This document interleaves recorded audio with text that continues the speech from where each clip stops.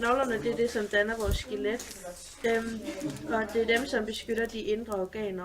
Det yderste, det består af kompakt knoglevæv. Det er det, som beskytter det indre, som er spongiøs knoglevæv. Og spongiøs knoglevæv, det er det, som er inde under det her, som nærmest er sådan et net.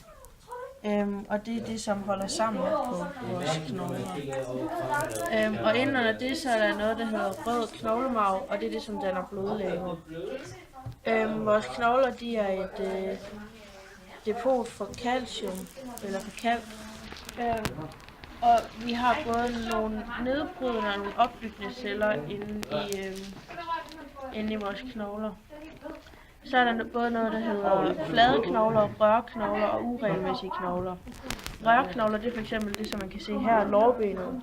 Som sådan, fx hvis man skulle tegne en tegning af en knogle, så ville man nok typisk tegne sådan en her, lidt ligesom et kødben fx.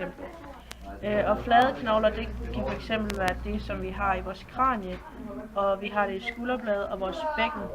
Og så uregelmæssige knogler, det er fx vores rygvivl, eller den lille en, vi har i øret, som hedder stigbøjlen. Knoglerne, de er levende, og de er altid i ombygning.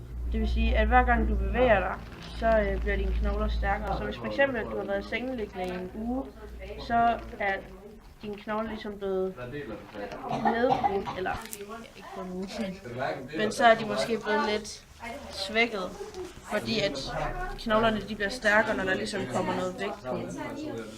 Og de tilpasser sig efter kroppens behov. Okay. Der er ægte led og uægte led. Og ægte led, det er dem, vi kan bevæge, f.eks. i vores knæ. Det er der, hvor at der er to knogler, der går ind mod hinanden, hvor der så er en ledkapsel omkring, hvor der er væske indeni, som gør, at det kan glide lidt nemmere. Så er der uægte led, det er hvor knoglerne, de er bundet sammen af brusk, og der er de ikke særlig bevægelige. Det findes f.eks. oppe i vores kranie. Det her, det er knæskallen. Og hernede, der er ledet, som går ned til, var det skinneben? Ja, det kan det her, at det er det led, der fortsætter nedad. Og det her, det er så det, som er blevet kappet over her. Det som også er det her. Og det her, det er, ja, det er knæskallen.